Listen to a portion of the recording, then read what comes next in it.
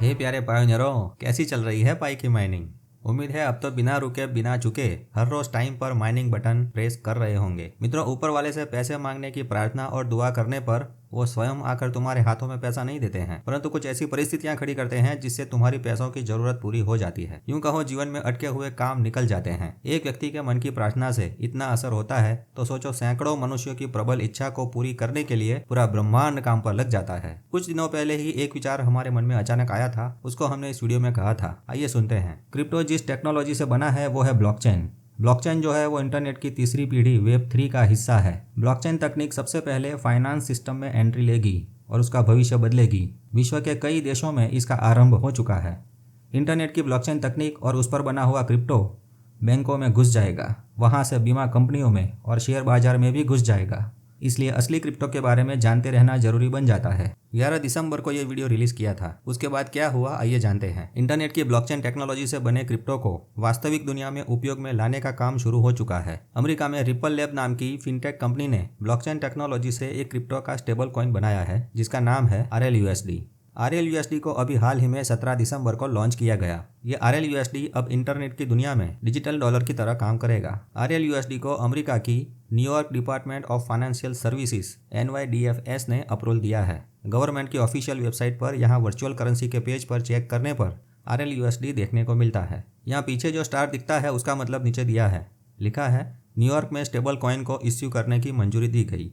तो अब RLUSD नाम का क्रिप्टो स्टेबल कॉइन बैंकों में एंट्री लेगा। इंटरनेशनल पेमेंट और सेटलमेंट में बैंक्स RLUSD क्रिप्टो का उपयोग करेगी। ये RLUSD को XRP लेजर नाम की ब्लॉकचेन पर बनाया गया है। रिपल कंपनी की पुरानी टीम में मिस्टर जेड मैकलेब थे। उन्होंने रिपल से अलग होकर एकदम नई और फ्रेश टेलर नाम की ब्लॉकचेन बनाई जो डिसेंट्रलाइज्ड है। टेलर की ऑफिशियल वेबसाइट पर इनका फोटो देख सकते हैं। इनके बायोडेटा में भी पहले रिपल और अभी स्टेलर कंपनी का नाम है। अब इसमें खास बात क्या है, पाई नेटवर्क का क्या लेना देना। तो भाई, दुनिया की बैंक्स पहले तो आपस में लेन देन के लिए XRP लेजर ब्लॉकचेन का उपयोग करना शुरू करेगी। XRPL को अप्रूवल मिला है। XRPL बनाने वाले ने ही स्टेलर ब्लॉकचेन को बनाया है और पाई नेटवर्क जो है वो स्टेलर का मॉडिफाइड वर्जन है। डॉक्टर निकोलस कोकलिस जी ने पाई नेटवर्क में KYC का भी एक फीचर जोड़ा है। इस प्रकार रिपल का XRP, स्टेलर का XLM और पाई नेटवर्क का पाई, तीनों के बीच में एक अदृश्य संबंध रेखा अपने मन में सोच सकते हैं। तीनों एक ही जाति के ब्लॉकचेन पर बने हुए क्रिप्टो हैं, मतलब एक जैसे कंसेंसस एल्गोरिदम पर कार्य करते हैं। इन तीनों वृक्षों की टेक्निकल जड़ें आपस में गहराई से जुड़ी हुई हैं पर एक समान लगती है।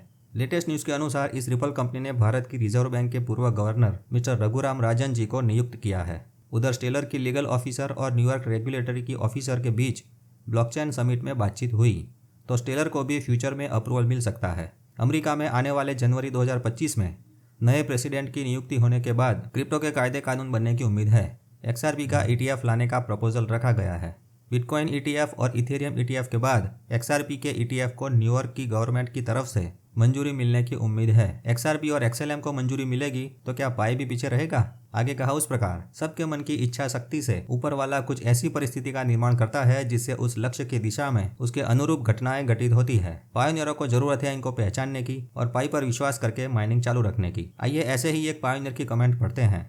इनका नाम है अंबिका प्रसाद यादव। इन्होंने लिखा है, आपकी वीडियो 3 साल से देख रहा हूँ और लगातार पाई की माइनिंग कर रहा हूँ। आज जाकर मेरा KYC पास हो गया। आपका बहुत बहुत धन्यवाद। मित्रों, कितनी खुशी से और प्यार से ये बात इन्होंने बताई है ताकि बाकी पायोनियरों का उत्साह बना रहे, वे निराश होकर पाई की माइनिंग करना बंद ना करें। भाई वाह, अंबिका प्रसाद यादव जी, कमेंट करके उत्साह बढ़ाने के लिए धन्यवाद। आपकी 3 साल की तपस्या को दिल से प्रणाम करते हैं। सभी पायोनियर्स की यही प्रार्थना रहेगी कि आपको वॉलेट में पाई मिले और आपका भविष्य उज्जवल बने। जिनको भी पाई वॉलेट में मिले हैं उन सभी पायोनियरों को पाई की इकोसिस्टम में लॉन्च होने वाली एप्स का उपयोग करने की आवश्यकता होगी ताकि इकोसिस्टम मजबूत बने और पाई की कीमत भी बढ़े। चलिए पाई के कुछ अपडेट देखते हैं। पाई के ब्राउजर में नीचे बटन पर एक्सप्लोर द टेस्टनेट इकोसिस्टम लिखा हुआ था, उसमें से टेस्टनेट शब्द निकाल दिया गया है। उस पर क्लिक करके इकोसिस्टम की ऐप वाली स्क्रीन ओपन करेंगे तो उसमें देख सकते हैं कि मेननेट नाम की एक नई कैटेगरी ऊपर ऐड की गई है। नीचे लिस्ट में ऐप के नाम के पीछे मेननेट का लेबल दिखेगा, मतलब ये ऐप पाई नेटवर्क के ओपन मेननेट में पहले लॉन्च होगी। लगता है इनमें से जिसको भी अप्रूवल मिलेगा पाई की टीम ऑफिशियली अनाउंसमेंट करेगी।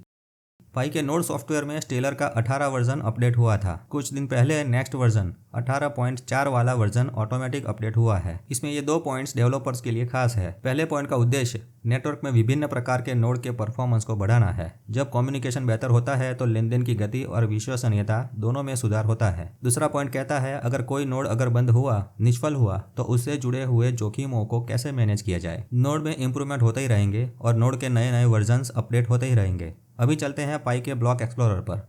पिछले 2 दिनों में 2 मिलियन पाई मिननेट में माइग्रेट होने के लिए तैयार हैं। केवाईसी पास किए हुए पायोनियर्स में से जिनका स्टेप 9 कंप्लीट नहीं हुआ, उन सबको पाई की टीम उनके वॉलेट में पाई माइग्रेट करेगी। जिनका टाइमर चल रहा है वे सभी पायोनियर्स एटलीस्ट अपना केवाईसी प्रोसेस करके रखें। रिजल्ट की चिंता ना करें। अगर आपकी केवाईसी प्रोसेस होने में प्रॉब्लम आता है या कोई भी टेक्निकल प्रॉब्लम की वजह से टाइमर रुक जाता है तो चिंता करने की जरूरत नहीं है। जिनका टाइमर स्टॉप है उनके पाई कहीं नहीं जाएंगे।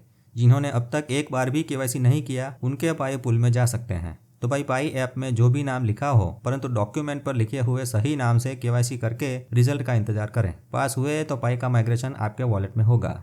चलिए अब माइग्रेशन के आंकड़े देखते हैं। दिसंबर महीने में 9 बार माइग्रेशन हुआ है, ऐसा ब्लॉक एक्सप्लोरर में दिखता है। अब तक पाई का माइग्रेशन टेबल देखें तो जुलाई 2022 के महीने में 700 मिलियन पाई माइग्रेट किए गए थे, सबसे ज्यादा। उसके बाद हर महीने 100 या 200 मिलियन पाई ही माइग्रेट किए जाते थे। पूरे प्लानिंग और कंट्रोल के साथ यह काम होता था। परंतु दिसंबर 2024 में तो आधे महीने में ही 500 मिलियन पाई का माइग्रेशन हुआ है। मतलब सिस्टम ज्यादा सक्षम हो चुका है और तैयारी पूरे जोश में चल रही है, ऐसा सोच सकते हैं। ओपन मेननेट में अगर पाई किसी एक्सचेंज पर लिस्ट होता है तो पाई का XRP में और RLUSD में आसानी से कन्वर्जन होने की संभावना है। बस अमेरिका में क्रिप्टो के रूल्स एंड रेगुलेशन बनने चाहिए। कायदे बनने से बैंकों में RLUSD का उपयोग शुरू होगा। एक तरफ RLUSD की वजह से XRP के भाव में वृद्धि होने की संभावना है और इधर पाई महाराज भी तैयार होंगे। भाई दिसंबर और जनवरी 2 महीने में क्रिप्टो की दुनिया में गजब का खेल देखने को मिल सकता है। लास्ट में एक बात शेयर करना चाहेंगे कि हमने टेलीग्राम के वॉलेट में हैमस्टर टोकन और डॉक्स कॉइन को टॉन कॉइन में स्वैप किया है। उसके बाद टॉन कॉइन को कुकॉइन एक्सचेंज पर ट्रांसफर किया है। कुकॉइन एक्सचेंज पर ऐसे सभी मुफ्त में मिले टॉन कॉइन्स को XRP में कन्वर्ट करके रखा है। वो क्या है, फ्री में मिले हुए टोकन्स को XRP में कन्वर्ट करके एक चांस ले लेते हैं। क्या पता आने वाले 2 महीनों में अमेरिका में होने वाले क्रिप्टो के खेल में XRP से कुछ ज्यादा फायदा मिल जाए। देखिए ये कोई क्रिप्टो खरीदने की सलाह नहीं है, अपना रिसर्च खुद करें। हम ये कन्वर्जन वाली गेम सिर्फ फ्री में मिले हुए क्रिप्टो टोकन से अपना नसीब खोलने के लिए खेल रहे हैं। देखते हैं आगे क्या होता है। तो मिलेंगे नेक्स्ट वीडियो में, तब तक के लिए बाय बाय।